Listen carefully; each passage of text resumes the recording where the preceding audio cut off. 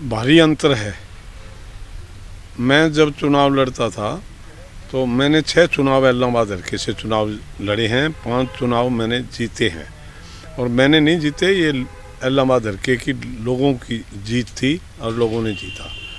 और पर्टिकुलर इलाहाबाद में लोकल इलाहाबाद से मैं कभी हारा नहीं, लोकल इलाहाबाद से मैं जीता करता था। उस टाइम में राजकीय में इतना अंतर है कि मैं जब जिस गांव में जाया करता, मुझे 5-7 हज़ार रुपया, 10,000 रुपया लोग इकट्ठे करके, और चौधरी देवीलाल का कहना था भी 1 रुपया और 1 वोट दो। और उस चौधरी देवीलाल के आह्वान के ऊपर मुझे हर गांव में 5-7-10,000 रुपया मिला करता था। और वो टाइम था कि कभी मेरा 5 पैसे कभी लगे नहीं। चुनाव के बाद में मुझे 1 लाख 2 लाख बचा करते थे। और एक आज का दौर है चुनाव कि आज पहले जो माला डाला करते थे, आज हर वर्कर, हर एक वोटर के दिमाग में एक ऐसी बात घर कर गई और ऐसा प्रचार करके उन्होंने ऐसा माहौल क्रिएट कर दिया कि हम गाड़ी घोड़ा देंगे। और यानी कहने का मतलब कि हम पैसा बांटेंगे, दब के पैसा बांटेंगे।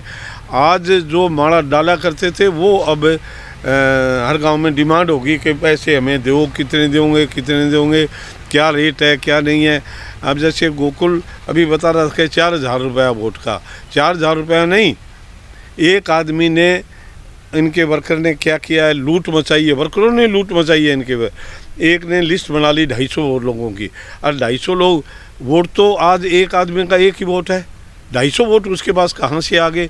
उन्होंने 250 के पैसे ले लिए और 250 लोगों के पैसे लेके लिस्ट बना के दे दी कि ये ले लिस्ट, मेरे ये 250 वोट है, मेरे 350 है, मेरे 250 है, 100 है, 150 है, 200 है।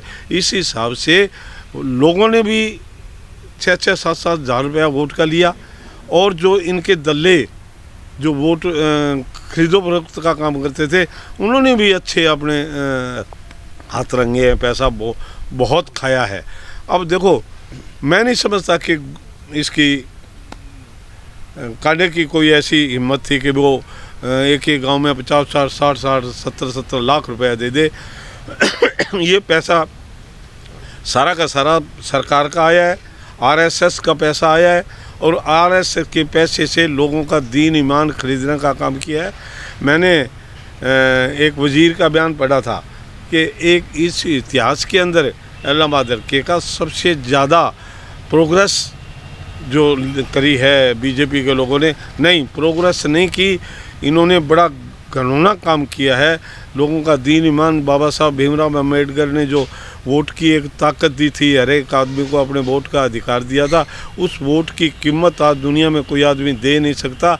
और इन्होंने संविधान की धज्जियाँ उड़ाई है बीजेपी की सरकार ने। इसमें खट्टर भी आता है और मोदी भी आता है, सारे आरएसएस के लोग जितने भी हैं, उन्होंने संविधान की धज्जियाँ उड़ा करके और लोगों का दीन ईमान खरीद करके और इतने वोट लिए। अब दूसरी बात आ गई, आप कहेंगे क्वेश्चन, या मैं कह दूँ, मैं ही कह देता हूँ कि आप कहेंगे कि भाई कांग्रेस की ज़मानत जब्त होगी। कांग्रेस की ज़मानत जब्त नहीं हुई, ये कांग्रेस ने डबल गेम खेला है। एक गेम तो उनका ये है कि वो शैलजा का कैंडिडेट था, और कांग्रेस एससी विरोधी है, बीजेपी उससे ज़्यादा एससी विरोधी है, शेड्यूल्ड कास्ट के लोगों के खिलाफ है। और इससे ये साबित होता है कि हुड्डा ने वो जो थारा पूर्व एमपी उसका अशोक तंवर का सिर फुड़वा दिया, एफआईआर दर्ज नहीं हुई, कभी पुलिस वाले ने किसी सिर फोड़ने वाले को पूछा तक नहीं। अब यही बात इस शैलजा की है। अब ये शैलजा के पीछे लगे हैं, एक तो शैलजा के पीछे लग के और इसको नीचा दिखाने के लिए उन्होंने अपना ये फैसला दे दिया, कह दिया कि कांडा मेरा यार है। अरे कांडा यार है तो तू स्टेज पे थोड़ा कहेगा, तू उसके घर में जाके कह दे। ये कांडा यार नहीं, उसने एक इशारे में ये कह दिया कि जो कांग्रेस जन है, जो हमें मानते हैं, जो हुड्डा को मानते हैं, वो सारे के सारे बीजेपी के लोगों को वोट दें। और बीजेपी को उन्होंने वोट दिया।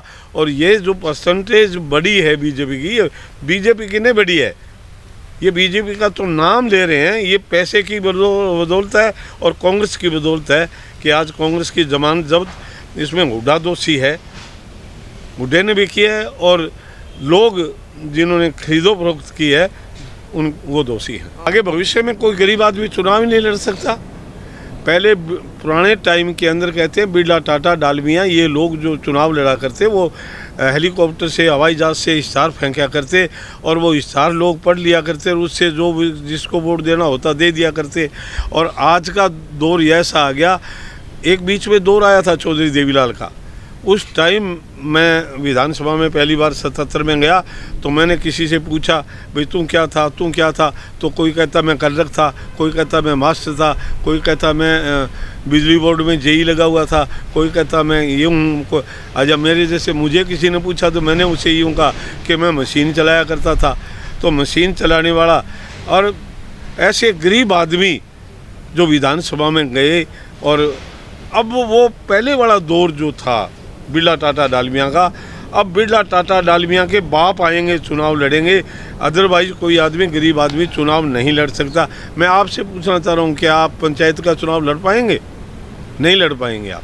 आज इतना पैसा, भारी पैसा दे के कौन चुनाव लड़ेगा? अच्छा, फिर यूँ बताऊँ, मैंने ये लोग जो इतने पैसे लगा करके चुनाव जीतेंगे या जो अपनी इमेज बनाई है, ये फिर बाद में अगर बन जाते, पहली बात तो भगवान ऐसे लोगों को बनाए ही ना, ऐसी गलती भगवान शायद ना करेगा।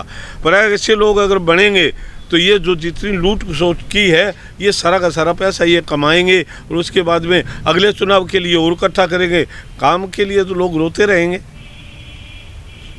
तो ये चुनाव नहीं है, ये तो एक सही मायने में लोगों का दीन ईमान खरीदा है। और इसमें सही मायने में आरएसएस और जो सेंट्रल सरकार हो, भारी पैसा आया है और उस भारी पैसे के बलबूते पर बीजेपी इतनी वोट ले पाई है। बीजेपी नहीं ले पाई, पैसा है बस।